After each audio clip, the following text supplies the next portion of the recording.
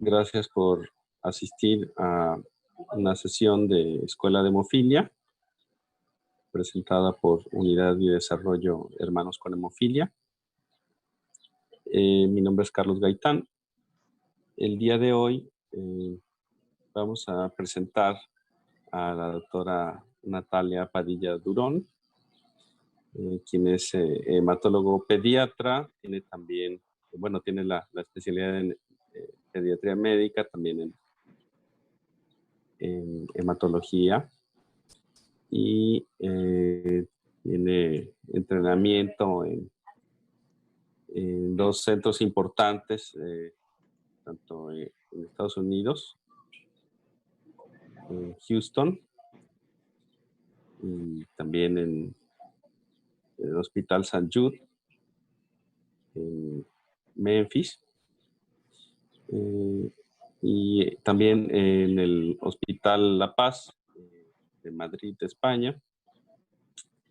Y bueno, ella es la encargada de la clínica de hemofilia y otras coagulopatías en el Hospital General de Occidente, en Guadalajara, donde ya desde hace varios años pues tiene a su cargo a niños que se atienden en dicho hospital.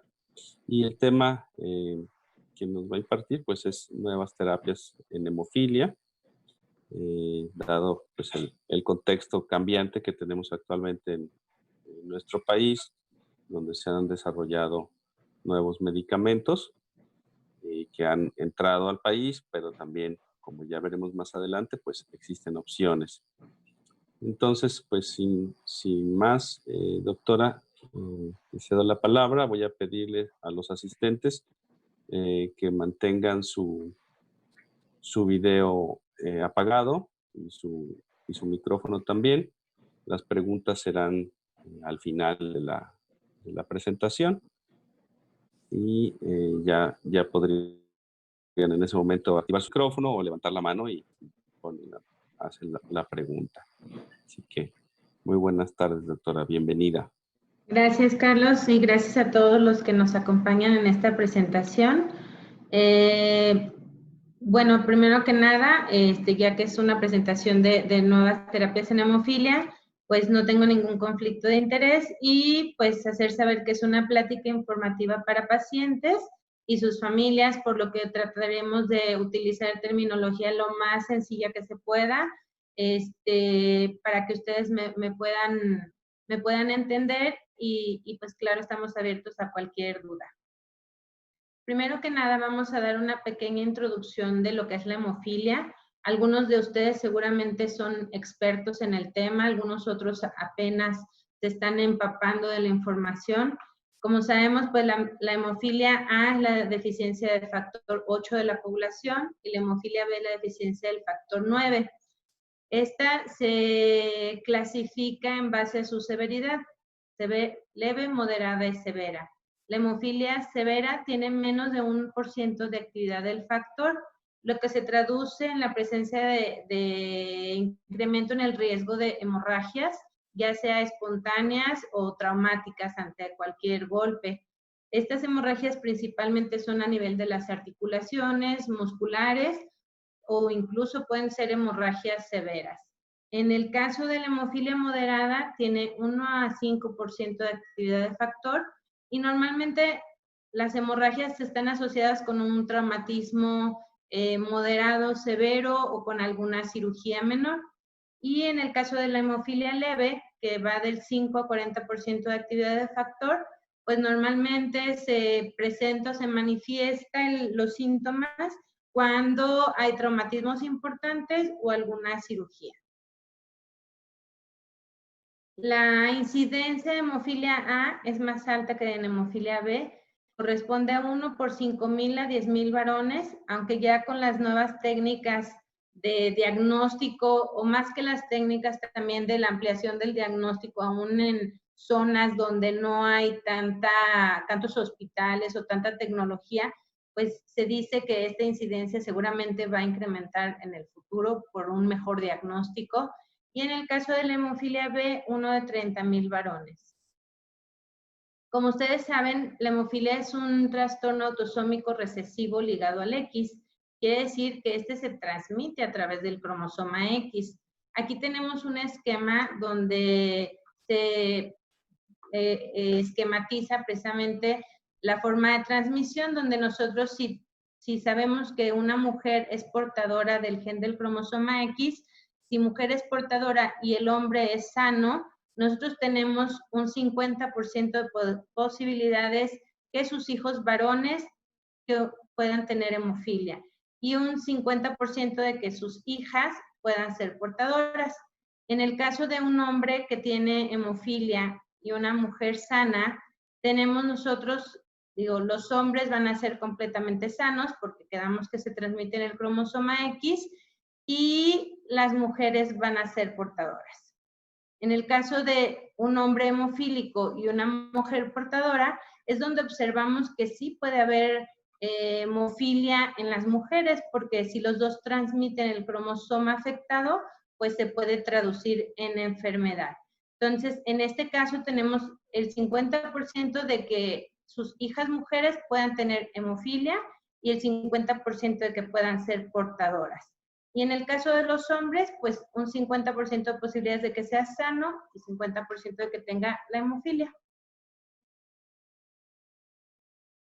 Aquí vemos la frecuencia de hemorragias según el sitio y lo que observamos es que el 70-80% de las hemorragias son hemorragias articulares, especialmente codos, rodillas y tobillos. Y bueno, es menos frecuente en las articulaciones esféricas como hombros, muñecas y cadera, aunque sí se puede presentar. Posteriormente, la hemorragia muscular se presenta un 10-20% de los casos y también comentábamos que se pueden producir otras hemorragias, como hemorragias del sistema nervioso central, hemorragias músculos internos como el hematoma del psoas, que son menos frecuentes. Como sabemos, hay dos tipos de tratamiento. Uno de ellos es el tratamiento a demanda, el cual nosotros vamos a aplicar factor cuando se presente hemorragia. Esto normalmente es para pacientes que tienen una hemofilia leve a moderada y que no tienen hemorragias obviamente frecuentes. Y el tratamiento profiláctico, que este es un tratamiento preventivo. Este es principalmente para pacientes con hemofilia severa, que tienen menos de 1% de actividad de factor, o algunos pacientes con hemofilia moderada que tienen fenotipo severo. ¿Qué quiere decir? Muy probablemente aquellos pacientes que tengan entre 1 y 2% de actividad de factor se puedan comportar como una hemofilia severa y tener sangrados espontáneos y que esto amerite un tratamiento profiláctico. Aquí vemos nosotros cómo ha sido la evolución del tratamiento en hemofilia y cómo ha evolucionado desde los años 50, donde pues se detectó que la sangre y el plasma contenían los factores y con eso se podía mejorar la presencia de los sangrados en pacientes hemofílicos, ya que se hicieron los crioprecipitados. Y si se fijan aquí en los años 60, 70, pues ya había factores derivados de plasma, los cuales se utilizaban para el tratamiento a demanda. Sin embargo, sabemos que, bueno, el problema principal del tratamiento derivado de la sangre, pues pudiera ser el riesgo de infecciones, lo cual nos llevó en estos años, pues al contagio de muchos pacientes con enfermedades como la hepatitis C, el VIH y otras enfermedades infecciosas. Entonces, en los años 80, 90 surgieron los factores recombinantes y se mejoraron las estrategias para que los factores derivados plasmáticos fueran más seguros. ¿Qué quiere decir esto? Que la posibilidad de que transmitan un proceso infeccioso sea mínima o nula. Entonces, aquí también, pues, se empezó a utilizar la profilaxis y, bueno, el manejo de la hemofilia empieza a mejorar. En los años 2000 a 2010 se empiezan a generar factores con vida media extendida, que vamos a hablar de ellos, y en el 2010 a 2020 pues empiezan a surgir las nuevas terapias, que es el motivo que nos tiene. Bueno, en este artículo es del año 2007 de la doctora Manco Johnson, y de alguna manera es el artículo donde se demostró por primera vez de la manera correcta o más adecuada, pues que la profilaxis era el tratamiento estándar para los pacientes que tienen hemofilia severa. Ahorita les vamos a explicar por qué. Esto es ya el tratamiento estándar y nosotros lo dividimos en profilaxis primaria, secundaria, terciaria o profilaxis intermitente. Esto va a depender de en qué tiempo nosotros iniciamos el tratamiento profiláctico con el factor. La profilaxis primaria nosotros la iniciamos especialmente en niños que antes de que hayan tenido su segunda hemorragia articular y obviamente que no tengan ningún daño articular. La profilaxis secundaria se inicia después de la segunda hemorragia articular y la profilaxis terciaria ya cuando existe un daño articular. Aquí la profilaxis de corto plazo es, por ejemplo, si yo tengo un paciente que está sangrando de manera recurrente en una articulación diana, pues a lo mejor yo le puedo iniciar una profilaxis a corto plazo, entonces, y posteriormente suspenderla. ¿Cuál es la estrategia ahorita, principalmente en los niños? Pues iniciar una profilaxis primaria. ¿Para qué? Para nosotros no tener complicaciones articulares y obviamente que ese niño pueda llevar una mejor calidad de vida. Porque ya cuando hablamos de profilaxis terciaria, nosotros ya asumimos que hay un daño articular y que eso definitivamente ya puede tener una afectación a su calidad de vida. Entonces, nuestra misión es prevenir y hacer que no exista daño articular. Obviamente a través de la reducción de los sangrados. Si vemos nosotros aquí, este esquema nos explica un poquito de la profilaxis, porque la vida media de los factores es corta. ¿Qué quiere decir? La duración de los factores en la sangre es corta. Si se fijan aquí, esta gráfica explica respecto al factor 8, que es hemofilia A. Si nosotros aplicamos, por ejemplo, factor para llevar a las 8 de la mañana, para llevar a un 40%, nosotros llevamos de ser severo a un paciente que tenga menos de 1% de actividad, lo llevamos en ese momento que se comporte como una hemofilia leve, porque tiene 40%. Sin embargo, ven cómo van pasando las horas. Aquí son las 8 de la mañana, las 2 de la tarde, las 8 de la noche, y aquí otra vez las 8 de la mañana. Entonces, si se fijan, el primer día nosotros lo tenemos bien cubierto, porque todo este día está comportándose como una hemofilia leve. ¿Qué quiere decir eso? Que pues en ese momento el riesgo de un sangrado espontáneo es bajo. Sin embargo, sí puede haber sangrados con traumatismos. Ahora, posterior al primer día, ya en el segundo día sigue descendiendo la actividad del factor hasta que a las 8, a las 48 horas nosotros ya volvemos a tener menos del 1% y volvemos a ser severos. ¿Qué quiere decir? Pues que estas 48 horas estamos protegidos y muy probablemente el resto no. Entonces, vamos a pasar acá. Eso va a ser importante y es como una introducción para entender lo que vamos nosotros a explicar después de por qué se han tratado de generar nuevas estrategias de tratamiento. Ahora, ¿cómo puedo saber yo que mi profilaxis o que mi tratamiento está funcionando? Primero, nosotros contemplamos algo que se llama la tasa anual de sangrado. Obviamente, la meta para nosotros sería un 0 sangrado. O sea, que me digan, yo en el año no sangré nada, entonces eso quiere decir que estamos perfectamente bien, ¿sí? Sin embargo, eso en ocasiones puede ser difícil. Pero la tasa anual de sangrado, por eso nosotros les pedimos a ustedes que siempre tengan sus registros, porque hemos tenido pacientes que nosotros los tenemos con profilaxis una vez por semana o 2 veces por semana y que aparentemente no tienen problemas, pero a la hora que revisamos su tasa anual de sangrado, nos damos cuenta de que en realidad esa profilaxis no está siendo suficiente porque realmente han tenido más sangrados de lo que nosotros esperábamos. Si ustedes no tienen su registro de sangrado, nosotros no lo podemos saber. Entonces, sí es importante que siempre lleven un registro y que lo compartan con su médico para que pueda hacer las adecuaciones al tratamiento. Ahora, el estado articular también.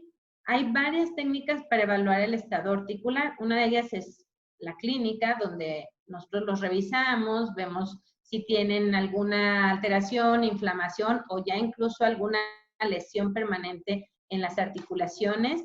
También lo podemos hacer a través de técnicas como las radiografías, resonancia magnética, y pues actualmente el eco, que tenemos personas especializadas para hacer eco en hemofilia y saber qué tanto sangrado tiene o qué tanto daño articular puede haber ya en ese momento. Entonces, es también muy importante siempre tener una evaluación del estado articular. El potencial para generar inhibidores, la presencia de inhibidores, ustedes saben que el 30% aproximadamente de los pacientes con hemofilia A pueden generar inhibidores. ¿Qué son los inhibidores? Pues son anticuerpos que no permiten que el factor haga su función. Entonces, si yo tengo un niño en profilaxis y le estoy dando factor, ya sea 8 o factor 9, y tiene inhibidores, ese factor no le va a servir. ¿Por qué? Porque en cuanto entre el factor, pues los inhibidores precisamente inhiben su función. Entonces, siempre también debemos tener un seguimiento de inhibidores. Y especialmente este motivo también se exploran nuevas técnicas que puedan tener una menor incidencia de generar inhibidores. Entonces, ya que actualmente, pues para nosotros el 30% en hemofilia A y el 5% de aparición de inhibidores en hemofilia B, para nosotros es mucho y representa todo un reto. También puede haber complicaciones asociadas, ya lo habíamos hablado en el caso de los derivados plasmáticos, infecciones, que al momento con la tecnología y el desarrollo de nuevas técnicas, pues prácticamente es muy difícil que se pueda transmitir una infección por un producto derivado plasmático. Y también hay que evaluar las complicaciones como trombosis, especialmente en los adultos. Y bueno, pues sabemos que el tratamiento con factor es un tratamiento caro, entonces también pues debemos de evaluar que ese tratamiento sea costo efectivo y la facilidad para su aplicación. ¿Por qué? Porque de eso depende que ustedes continúen el tratamiento. Hay personas que se les hace muy difícil llevar su tratamiento o aplicarse el factor cada tercer día y terminan dejándolo. Y a veces no es tan importante tener sangrados, no es tan importante perder calidad de vida, porque deciden no ponérselo porque les parece difícil por su trabajo o por otros motivos. Entonces, si un factor es más fácil la aplicación, pues se mejora la adherencia al tratamiento. Bueno, y ya dijimos la calidad de vida. Entonces, ¿por qué buscar nuevas terapias? Ya adelantamos un poquito el riesgo de infección, porque un paciente en profilaxis con hemofilia severa normalmente se puede inyectar 3 o 4 veces por semana, lo cual es difícil, porque buscamos mayor protección, ¿qué quiere decir? O sea, disminuir el riesgo de los sangrados y obviamente las lesiones articulares crónicas, para reducir la incidencia de inhibidores, a lo mejor una terapia que en un futuro sea menos costosa y que eso nos dé acceso a toda la población con hemofilia al tratamiento, ya que ahorita pues el acceso global, o sea, en todo el mundo es muy limitado, solo el 30% de los pacientes tiene acceso al tratamiento. Y obviamente la meta última es la curación, ¿sí? Que pues de alguna manera se está buscando también. Voy a dar una pequeña introducción de lo que es la hemostasia para que ustedes me puedan entender de qué se trata las nuevas terapias que se están realizando. La hemostasia o coagulación es la forma en cómo se produce el cese fisiológico de la hemorragia. Es todo lo que hace nuestro cuerpo para detener el sangrado, ¿sí? ¿Y esto en qué consiste? Pues consiste en que tenemos que pasar de un estado líquido a un estado sólido. O sea, la sangre es líquida, pero de alguna manera tiene que formar un coágulo sólido que tape el sitio de lesión y que de esa manera detenga el sangrado. Aquí se tiene que formar una malla para que sostenga bien ese coágulo, no se caiga y pues la hemorragia pueda detenerse. Entonces, sin embargo, también el cuerpo siempre tiene que ser muy inteligente, porque si yo genero coágulos para tapar una lesión y esos coágulos no se deshacen, luego esos coágulos me pueden hacer un problema. Si han escuchado, que se le fue un coágulo al cerebro, bueno, esto no va en relación con la hemofilia, pero coágulos también nos pueden dar problema porque se genera un estado que se llama trombosis. Entonces, a la hora de que se forma un coágulo y se forma la malla de fibrina, también el cuerpo, nuestro cuerpo tiene mecanismos los cuales hacen que ese coágulo no se haga más grande de lo que debe ser y que cuando ya esa lesión esté resuelta, ese coágulo se disuelve para que nuevamente la sangre esté en su estado líquido. En la hemostasia actúan varios participantes, los vasos sanguíneos. Lo primero que pasa cuando nos cortamos es que hay como una constricción del vaso sanguíneo, luego las plaquetas empiezan a pegarse en el sitio de la lesión y posteriormente ya viene la hemostasia secundaria donde actúan todos los factores de la coagulación. Si se fijan aquí vemos vasoconstricción, adhesión y agregación plaquetaria, que eso corresponde a la hemostasia primaria, y posteriormente la formación del coágulo de fibrina, y al último lo que dijimos, la disolución del coágulo. Actualmente, nosotros conocemos como modelo celular de la coagulación o hemostasia secundaria. ¿Esto por qué modelo celular? Porque tenemos unos participantes que se llama célula endotelial y la plaqueta, que son muy, muy necesarios para que la hemostasia secundaria se pueda llevar a cabo. A través de estos, si se fijan los factores de la coagulación, el factor tisular, el factor 7, que son los que inician de alguna manera la coagulación, se inicia una serie de reacciones donde se van activando los factores para generar trombina. Nosotros tenemos 3 fases muy importantes, que es la iniciación, amplificación y propagación, con la meta última de formar un coágulo de fibrina, ¿sí? Y un coágulo de fibrina que sea estable. También, para que se pueda llevar a cabo la disolución del coágulo o que se pueda llevar a cabo ese proceso donde yo les comenté de que ese coágulo no se haga muy grande, o sea, que se haga solo lo necesario, tenemos inhibidores de la coagulación. Estos inhibidores son especialmente 3 los que vamos a ver aquí, que es el inhibidor de la vía del factor tisular, que en el proceso de iniciación, si vieron en la parte anterior, dijimos que el factor 7 y el factor tisular son los que inician el proceso de coagulación. Entonces, posterior a la iniciación, inmediatamente se libera inhibidor de la vía del factor tisular para hacer un mecanismo de retroalimentación negativa. ¿Qué quiere decir esto? Para desde ahí poder controlar que la coagulación no se desborde de alguna manera. Digo, perdón por los términos, pero es para tratar de que ustedes me lo entiendan. Entonces, dijimos que una de las partes importantes es la generación de trombina. Entonces, este es otro mecanismo de retroalimentación negativa que se llama antitrombina. Entonces, es un segundo mecanismo y en la última fase, pues unas que se llaman proteína C y proteína S. Bueno, ¿de qué se trata todo esto? Mi misión es que no es que se sepan toda la coagulación, pero se trata de generar un balance, ¿sí?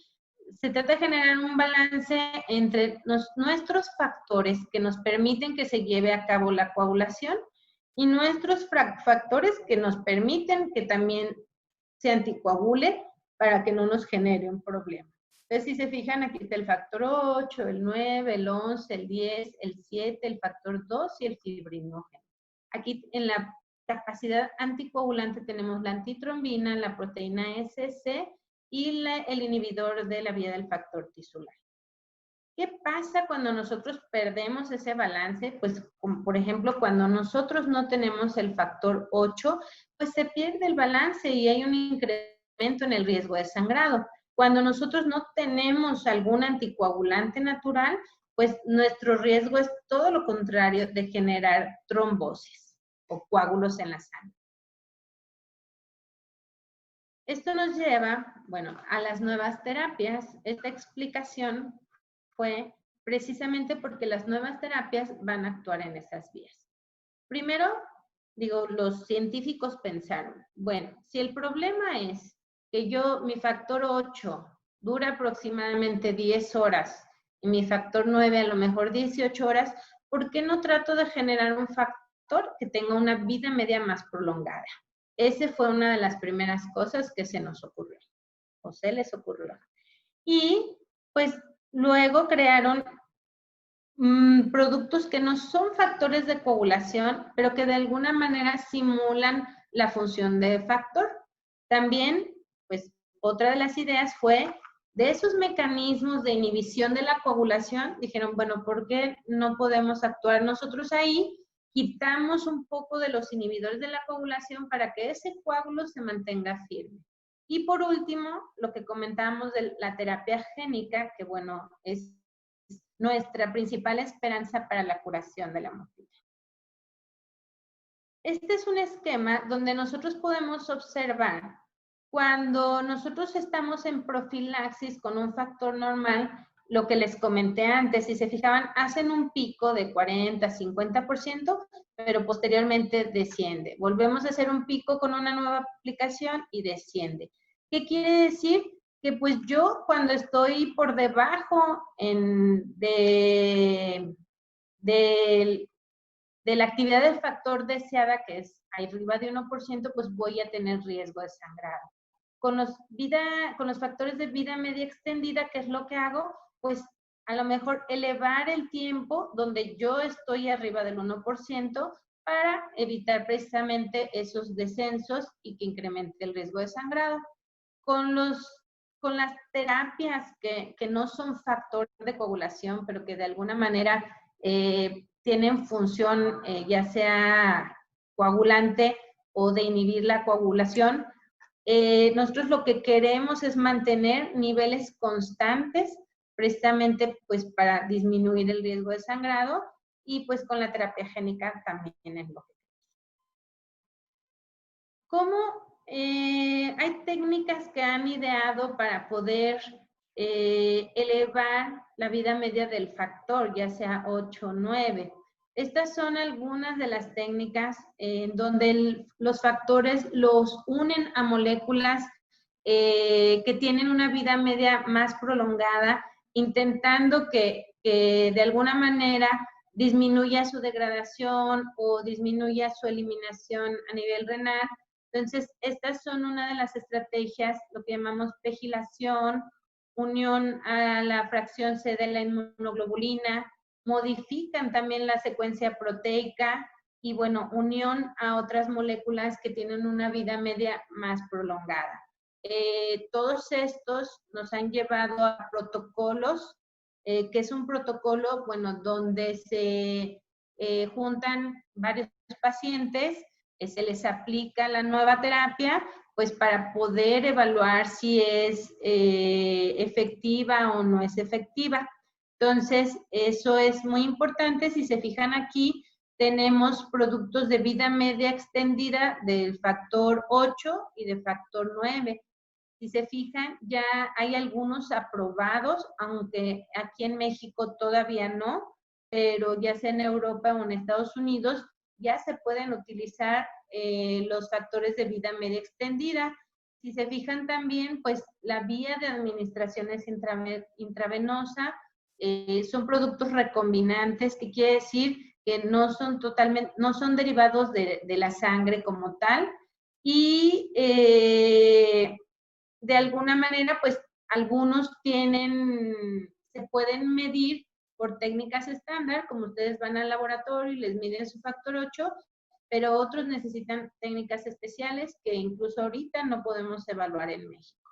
Entonces, es importante también decir, hay un producto que no está considerado dentro de los de vida media extendida, pero que sí está aprobado en México, que es el Simoxocog, que sí ha mostrado tener una vida un poquito media más prolongada que los factores estándar. ¿Qué hemos logrado con los factores de vida media extendida? Si se fijan aquí, el factor 8, su vida media aproximadamente es de 10 a 12 horas. Como vimos en la gráfica, vida media no quiere decir que a las 10 o 12 horas el factor ya no funcione. Una vida media quiere decir que se elimina, es la cantidad de factor que se elimina más o menos en el 50%. Entonces, todavía queda función. Sin embargo, pues estas 10 a 12 horas es lo que tenemos nosotros un poquito más protección. Entonces, por eso los pacientes, ya veíamos en el esquema de la profilaxis que se mantienen protegidos más o menos 48 horas y los pacientes se tienen que infundir cada tercer día o día de por medio. ¿Qué quiere decir eso? Un día sí, un día no, un día sí, un día no. Entonces, lo que hemos conseguido es aumentar aproximadamente 3 a 5 veces la actividad del factor, la duración, perdón, la vida media del factor, lo que nos ha llevado a poder hacer infusiones. Bueno, les pido una disculpa porque aquí está mal.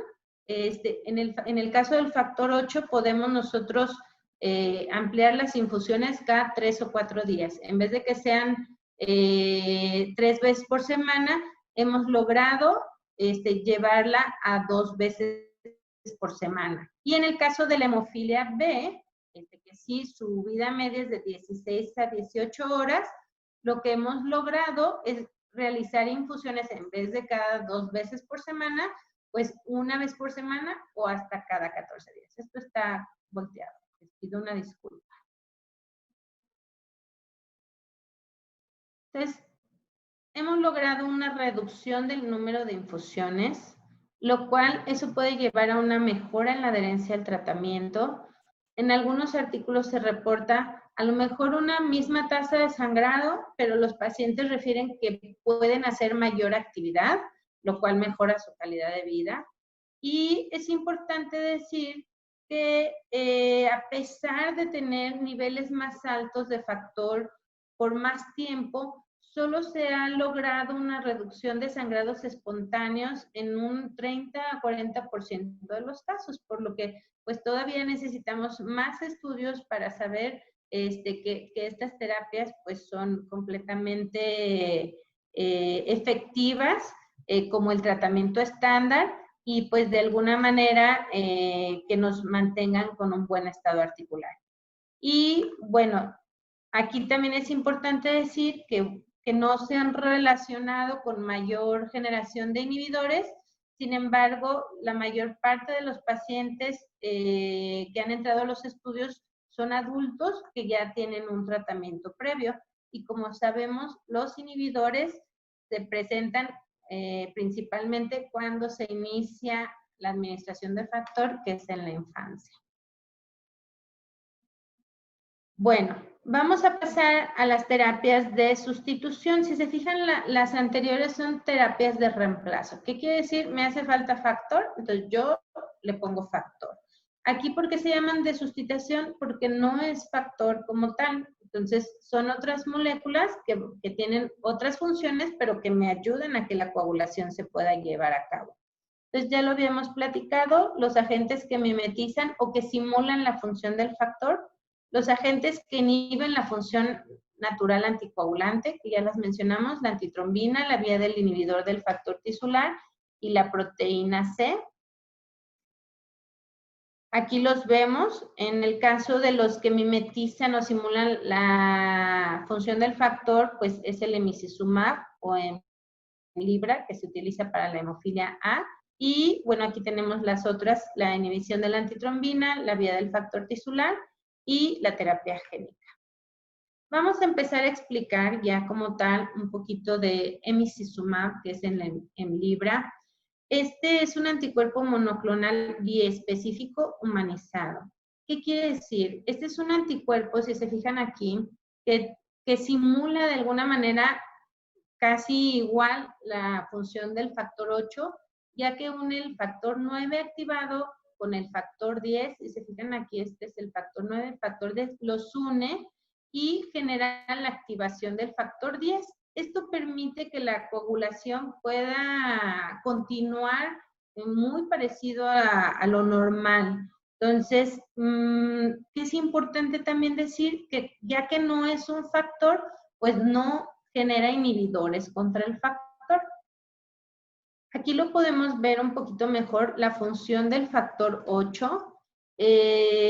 Aquí vemos el factor 10. El factor 8 lo une al factor, el factor 9 activado, el factor 8 lo une al factor 10 y el 10 se activa para continuar la coagulación. Emicizumab tiene la misma función. Entonces, activará el factor 10 para que la coagulación pueda continuar de manera normal. ¿Qué sabemos hasta ahorita del Hemlibra o emicizumab? Bueno, se han hecho especialmente estos 4 estudios donde se demostró su eficacia. En el primer estudio se evaluaron pacientes con hemofilia A con inhibidores adultos y se observó un 87% de reducción en la tasa de sangrados. Entonces, esta evaluación fue en pacientes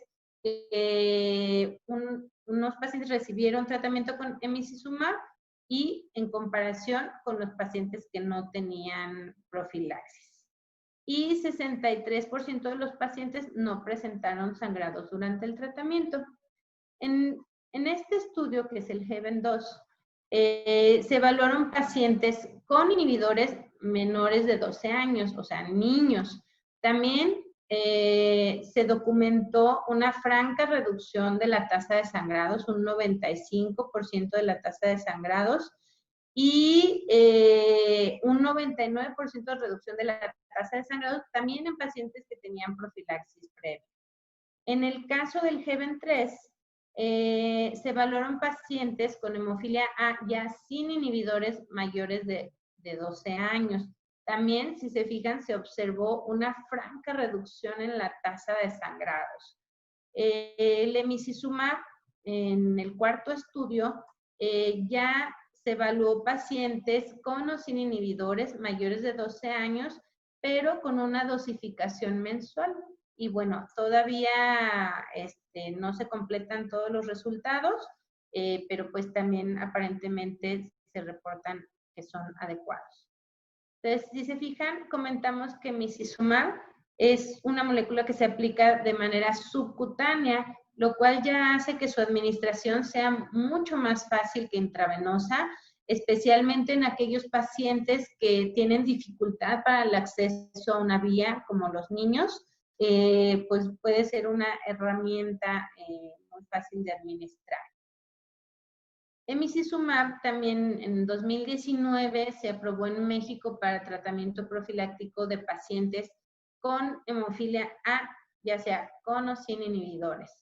Es importante recalcar que emicizumab, por su vida media prolongada, solo funciona para profilaxis. ¿Qué quiere decir? Que si yo tengo hemofilia y tengo inhibidores y me pongo emicizumab y presento un sangrado, no me voy a poner emicizumab para resolver el sangrado. Si tengo inhibidores, yo tendría que ponerme un factor puente, ya sea factor 7 o FEIBA, que bueno, en este caso es preferible factor 7.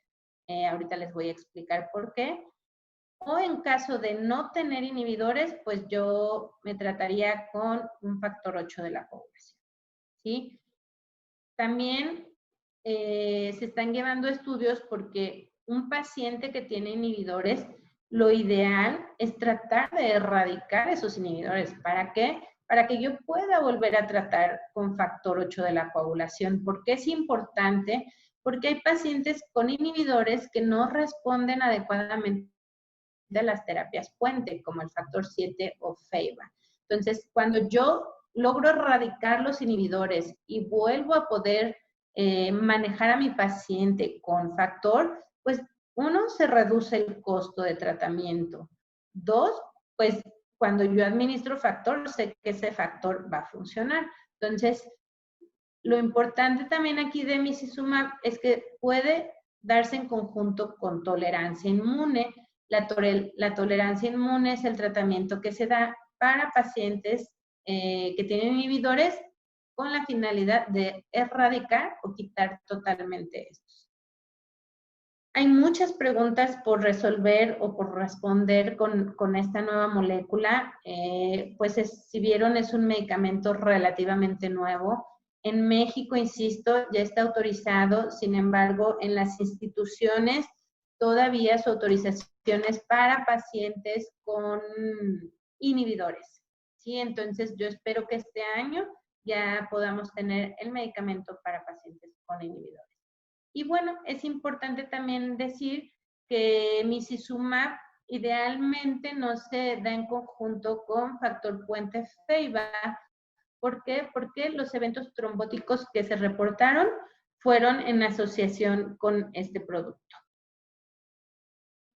Bueno, vamos a pasar con otras terapias que no tienen aprobación todavía como tal, que no contamos con ellas en México, pero que de alguna manera es importante que ustedes lo sepan para que tengan en mente que nuestro futuro es muy prometedor. Una de ellas es el Fitusiran. Fitusiran, si se fijan aquí, bueno, yo no tengo factor 8, pero de alguna manera inhibo también la antitrombina, entonces eso me genera un equilibrio en la coagulación. Acá lo vamos a ver un poquito más. Bueno, es la coagulación. Fitusiran es una molécula que de alguna manera silencia los genes que están asociados a la producción de antitrombina en el hígado. ¿Qué quiere decir esto? Que cuando yo produzco trombina, se activa la coagulación. Entonces, de alguna manera, si yo disminuyo la antitrombina, pues permito que esa coagulación pueda progresar. Entonces, ¿se acuerdan que comentamos de los mecanismos inhibidores de la coagulación? Pues yo estoy inhibiendo a esos mecanismos para que la coagulación no se inhiba y pueda continuar. Sé que no es fácil, pero bueno. Entonces, Fitusiran, pues puede ser tratamiento para pacientes con hemofilia A y B. Si se fijan aquí, hay estudios clínicos que se están corriendo con este medicamento. Insisto, todavía no está aprobado. Acá vamos a ver qué se ha conseguido con este medicamento. Bueno, puede ser para pacientes con hemofilia A y B con o sin inhibidores. Es una aplicación también subcutánea, lo cual es de fácil aplicación y mensual. Aquí lo que hemos logrado es que se ha hecho una reducción de aproximadamente el 75% de antitrombina. ¿Cómo se traduce eso clínicamente? Pues una reducción de la tasa anual de sangrado. Entonces, imagínense que de 10 sangrados yo nada más voy a tener 1, o aquí me generan una tasa de sangrado general de 0.84, o sea, un sangrado si acaso en el año, ¿no? O durante el seguimiento de los pacientes. En los pacientes sin inhibidor, si se fijan la tasa anual de sangrado, que es el número de veces más o menos que sangramos nosotros en un año, fue de 1 versus 2 en los pacientes, comparada con pacientes que tenían profilaxis con otro producto. Y en comparación con pacientes que no tenían tratamiento profiláctico, si se fijan con Fitusiran la tasa de sangrado fue 1 en comparación con 12 de los pacientes que no tenían tratamiento profiláctico. De aquí los pacientes con inhibidor, noten pues la disminución franca de la tasa anual de sangrado 0.44 versus 42 los pacientes con inhibidor que no estaban con tratamiento. Es importante mencionar que tampoco se detectaron formación de anticuerpos y pues que también se disminuyeron la presencia de sangrados espontáneos. Otra de las terapias se llama Concizumab y también volvemos al equilibrio, ¿no? Inhibe la vía del factor tisular para crear un equilibrio y hacer que pueda generarse la coagulación. Si recuerdan, les comenté, el factor tisular se une al factor 7 para iniciar la coagulación y en la fase de iniciación inmediatamente se genera el primer inhibidor, que es el inhibidor del factor tisular. Entonces, este medicamento inhibe al inhibidor para que pueda continuar la coagulación.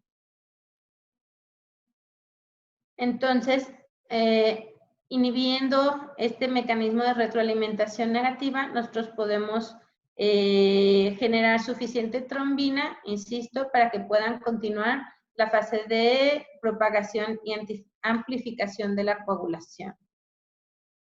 También este tratamiento es para hemofilia A, hemofilia B, ya sea con o sin inhibidores. Es de aplicación subcutánea, este se aplica una vez al día y también se ha demostrado una disminución de la tasa anual de sangrado. Sin embargo, tanto fitusiran como concizumab también se han relacionado a eventos trombóticos que todavía pues se está estudiando cuál es el mecanismo de esos eventos trombóticos. Incluso se han suspendido, por ejemplo, en el 2017 se suspendieron los protocolos con fitusiran y en este 2020 con concizumab, pero seguramente se aclararán los mecanismos para poder seguir estos estudios y conseguir esa meta de reducción de sangrados. Por último, la terapia génica. La terapia génica, pues, como ya mencionamos, es nuestra opción que vemos como posible curativa y esta consiste en que nosotros realizamos la síntesis del gen que queremos corregir, por ejemplo, el gen del factor 8 que se encuentra con alguna alteración en el caso de la hemofilia. Nosotros pues hacemos un gen que no esté alterado, el gen lo ponemos dentro de un virus, bueno, este es uno de los ejemplos. Nosotros pues infundimos el virus se dirige a una de las células que tienen el gen afectado y el virus a la hora de que entra esa célula libera el gen que nosotros pusimos dentro de ese virus para que de alguna manera el nuevo gen, que nosotros ya es un gen sano, se exprese en esa célula y empiece a producir, en este caso, el factor o la proteína necesaria. No solo se utiliza para hemofilia, hay otras enfermedades que utilizan terapia génica. Aquí nosotros podemos ver pues todos los protocolos que se están haciendo tanto para hemofilia B como hemofilia A, utilizando diferentes técnicas, especialmente las asociadas a virus. Y bueno, aquí lo que vemos es principalmente pues como complicación que puede haber elevación de las enzimas hepáticas, o sea, inflamación del hígado. Sin embargo, vemos que la expresión del gen normal que nosotros ponemos sí ha logrado incremento del porcentaje de la actividad del factor. Yo les voy a dar solo un ejemplo de los resultados que ha habido en el caso de terapia génica, porque de repente podemos observar en las noticias, ya se logró curar la hemofilia, y pues sí hemos tenido muy buenos resultados, pero no en este momento todavía para hablar como tal de curación. Vamos a ver estos resultados de un gen que se utilizó para la hemofilia A, una terapia génica. Se utilizó un vector de adenovirus, se evaluaron 15 pacientes adultos, los separaron en 4 grupos y a cada grupo le pusieron diferentes dosis del vector de adenovirus con el gen correcto, por así decirlo. Y bueno, en estos pacientes pues se identificó que hubo beneficios clínicos sustanciales hasta después de un año de seguimiento. ¿Qué quiere decir esto? Que se produjo mayor cantidad de factor y se disminuyó el riesgo de sangrar. Aquí vamos a ver, hicieron un seguimiento a un año del grupo 1 y 2. Estos pacientes son los que recibieron menos cantidad de nuestro factor para corregir, que es el adenovirus. Y bueno, estos en el primer año pues sí presentaron niveles de factor menores a una unidad por decilitro. A los otros grupos, después de 3 años de seguimiento, la actividad de factor todavía se encontraba en 20 unidades por decilitro. Si se fijan aquí ya clínicamente se consiguió una reducción de la tasa anualizada de sangrado del 96%, y una disminución del 96% de infusiones de factor. ¿Qué quiere decir? Que aunque yo esté en un protocolo de terapia génica, si tengo un sangrado, me tengo que poner mi factor. Entonces, si se fijan, pues 96% de estos pacientes se redujo su necesidad de factor. Y en todos los pacientes hubo resolución de la articulación diana o articulación blanco. ¿Qué quiere decir? Que si muy probablemente estos pacientes reportaron que tenían sangrados recurrentes en alguna articulación, pues esto se resolvió. En el grupo 4, que fueron 6 pacientes, a 2 años de seguimiento, se observó también que permanecían con una media de actividad de 13, lo cual los convierte en una hemofilia leve, con una reducción de la tasa anual de sangrado del 92% y 95% de disminución en el uso de su factor. Y de manera importante también, no hubo evidencia de que se desarrollaran inhibidores. Esto es, bueno, si se fijan aquí, pues realmente pues son datos muy esperanzadores de que yo reciba una terapia génica y a los 3 años todavía tengo una muy buena cantidad de actividad del factor y con una franca traducción clínica, que es la reducción en el número de sangrados. Y esto fue publicado en el 2020. Aquí es nada más para mostrarles, yo puse terapia génica, una esperanza, porque la verdad se está apostando muchísimo a este tipo de terapia. ¿Para qué? Pues para tratar de conseguir, si no es que una curación total, a lo mejor mayor tiempo de generación de factor en los pacientes que reciben esta terapia para que se puedan mantener como hemofilias leves o moderadas sin datos de sangrado y pues entre más tiempo pues nosotros podemos decir que pudiéramos llegar a la curación, ¿no? No solo se utilizan virus, puede haber técnicas que utilicen virus, otras que no utilicen virus, puede ser in vivo o ex vivo, y también puede ser que haya técnicas de corrección in situ de la mutación que está generando la hemofilia. Pero bueno, estas técnicas son las que se están evaluando ahorita para la terapia génica. Bueno, aquí, a ver. Bueno, ¿qué limitaciones tenemos nosotros con la terapia génica? Bueno, como se utiliza un virus y puede haber complicaciones, especialmente complicaciones hepáticas, ya habíamos dicho con inflamación, o de alguna manera que se generen anticuerpos contra el virus que yo estoy recibiendo y que a final de cuentas no se logre hacer como la inserción del gen correcto y obviamente que no se produzca factor. Otras limitaciones pudieran ser que, bueno, insisto, se utilizan virus, entonces hasta ahorita solo es en pacientes adultos mayores de 18 años. Los pacientes no tienen que tener inhibidores, entonces eso ya segmenta el beneficio para un grupo de la población. Puede haber complicaciones agudas y también a largo plazo. No se sabe todavía si yo estar insertando un gen nuevo que no es de alguna manera el propio pueda generar a futuro otras complicaciones en la expresión de los genes o incluso que también esto pueda, por poner un virus, aunque le quitan la capacidad de generar enfermedad, que en un futuro pueda generarse carcinomas como hepatocarcinoma. Entonces, son cosas que todavía se están evaluando y pues lo que ya habíamos comentado, el mantener la actividad del factor, porque todavía no se ha logrado totalmente una curación. Y bueno, por último, quise poner estos dos personas, creo que el primero se llama Pau Sabat y Chris Bombardier, que el primero es un ciclista y el segundo es alpinista. Ellos dos tienen hemofilia.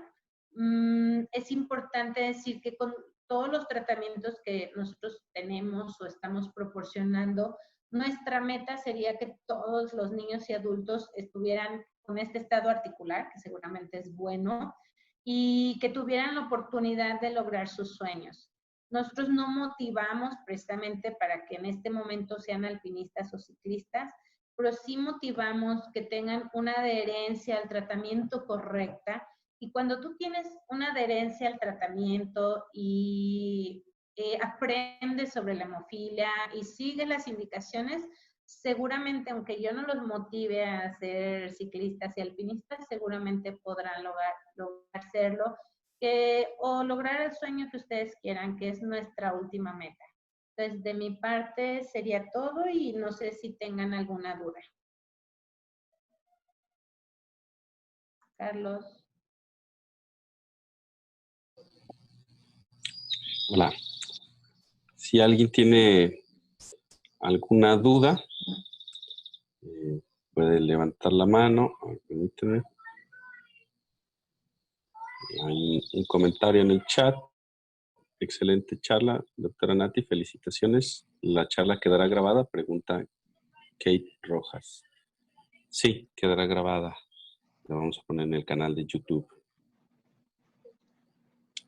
¿Alguien tiene alguna pregunta? Yo tengo una pregunta y era en relación a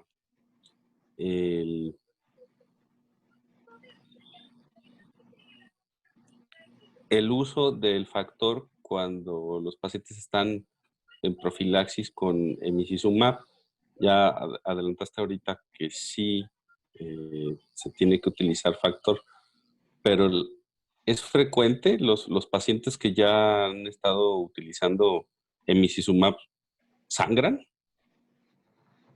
Bueno, mira, yo en lo personal he tenido 4 pacientes con emicizumab, 2 de ellos con inhibidores y 2 sin inhibidores. Entonces, del único que me ha manifestado sangrado es uno de ellos y porque empezó a hacer ejercicio, pesas, sin calentar y sin hacer otra actividad, otra preparación, después de mucho tiempo de no hacer ejercicio, empezó a hacer ejercicio y tuvo un sangrado. Y es el único sangrado que yo tengo en esos 4 pacientes en un seguimiento de aproximadamente 6 meses.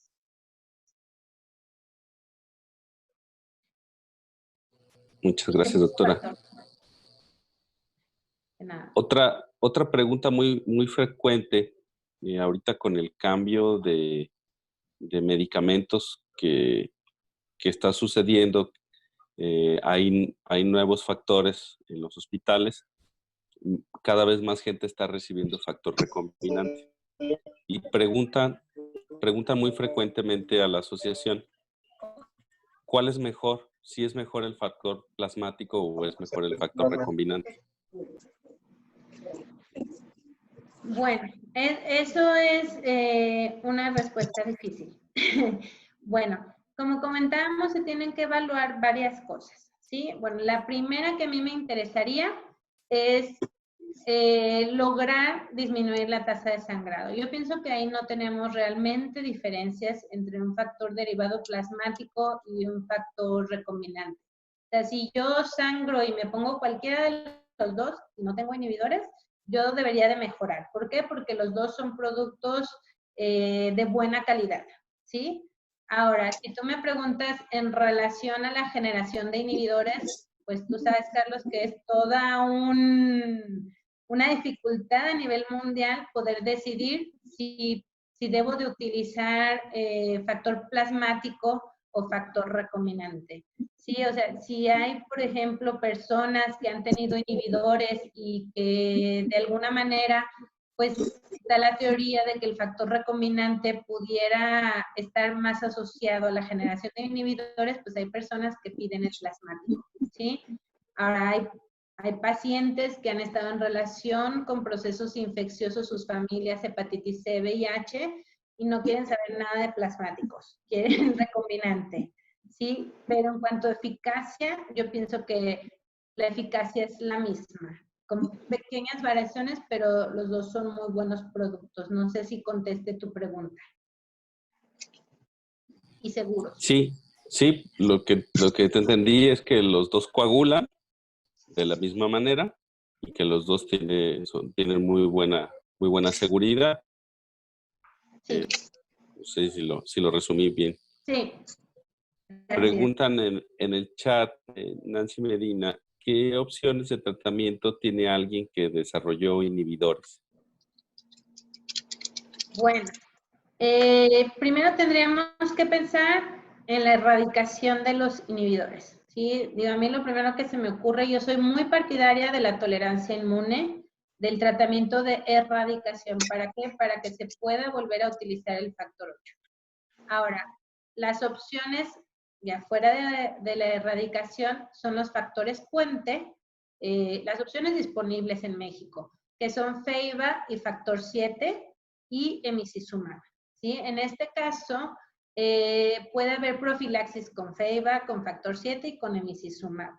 Y para tratamiento de un sangrado o de eventos urgentes, estarían los factores puente, que aunque estén, por ejemplo, recibiendo emicizumab, suponiendo de profilaxis, si tuvieran un sangrado y tienen inhibidores, se tendría que tratar con factor 7 recombinante. No sé si conteste la pregunta.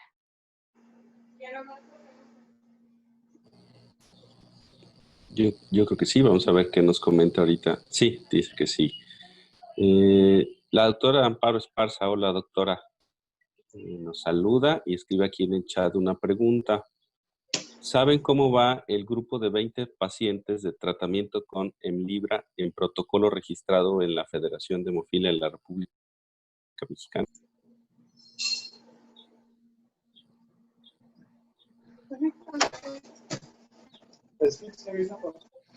Ahí sí no tengo yo conocimiento de los resultados, Carlos. No sé si tú tengas algún avance.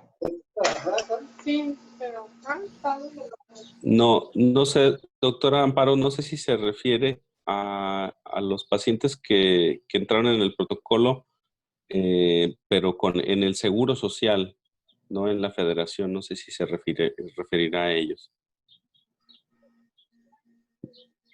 Me parece que ellos continúan dentro del protocolo.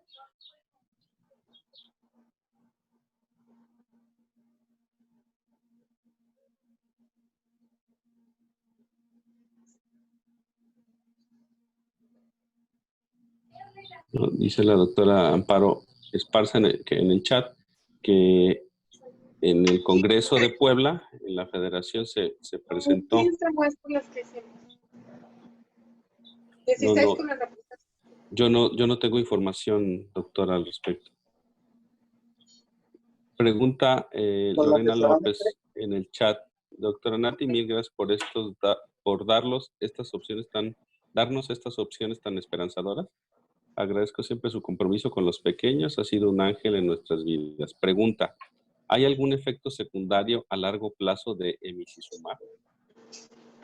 Bueno, eso todavía no se sabe. Los eventos secundarios relacionados más fuertes fueron los eventos trombóticos que se dieron cuando emicizumab se utilizó en conjunto con FEIBA. Sin embargo, a largo plazo no podría decirles en este momento porque emicizumab es un medicamento relativamente nuevo. Entonces, habría que esperar tiempo, tal vez unos 5 o 10 años para poder determinar si hay alguna otra complicación, pero hasta ahorita pareciera una terapia segura. Gracias. Hay otra pregunta de Norma Alanís. Hola Norma, buenas tardes. Hola a todos, dice. Gracias. No entendí bien. ¿El emicizumab se contrapone con el FEIBA cuando hay inhibidor? No se contrapone, sin embargo, como comenté en la pregunta anterior, los eventos se desarrolló algo que se llama microangiopatía trombótica cuando los pacientes que estaban en tratamiento con emicizumab tuvieron algún sangrado y decidieron usar FEIBA, tuvieron trombosis. Entonces, a partir de esos eventos trombóticos, se decidió pues bueno, que había que utilizar FEIBA con mucho cuidado. Entonces, se está explorando de alguna manera si reducir la dosis de FEIBA en pacientes con emicizumab puede disminuir el riesgo de la microangiopatía trombótica. Pero en algunos otros hospitales pues se prefiere en este momento no utilizar Feiba con emicizumab por el riesgo de generar trombosis. Gracias, doctora. ¿Hay alguna otra pregunta en la audiencia? Negativo. Había un micrófono abierto, no sé si es porque quieren hacer una pregunta.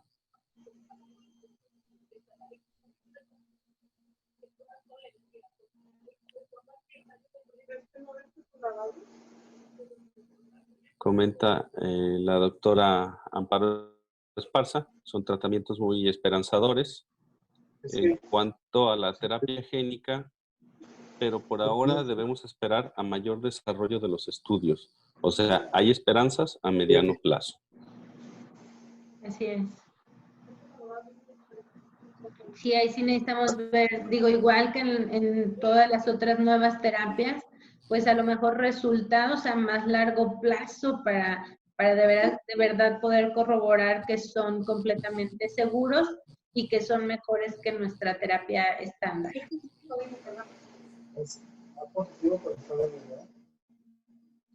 Muy bien. Bueno, pues si no hubiera alguna otra pregunta, yo quiero agradecerte, doctora Natalia, por tu participación.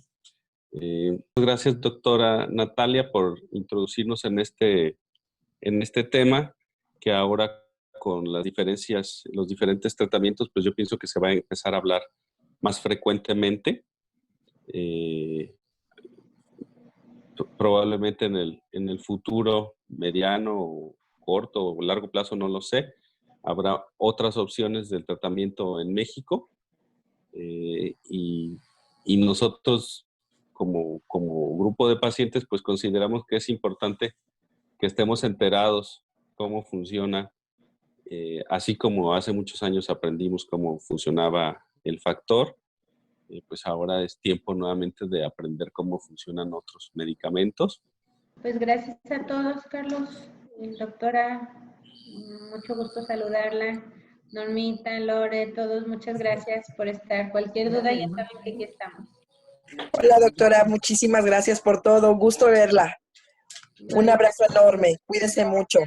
Igualmente. Muchas gracias. Y les pediría si le damos un aplauso a la doctora, si quieren, con el monito o abrir sus micrófonos.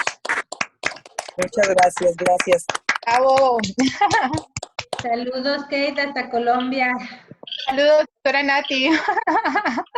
Le envío un abrazo fuerte. Gracias por esa excelente charla. Me gustó mucho. Gracias, gracias. Norita, gracias a todos. Muchas gracias. Nos vemos. Hasta luego. Muchas gracias y estén atentos, por favor, a la siguiente sesión de Escuela de Hemofilia.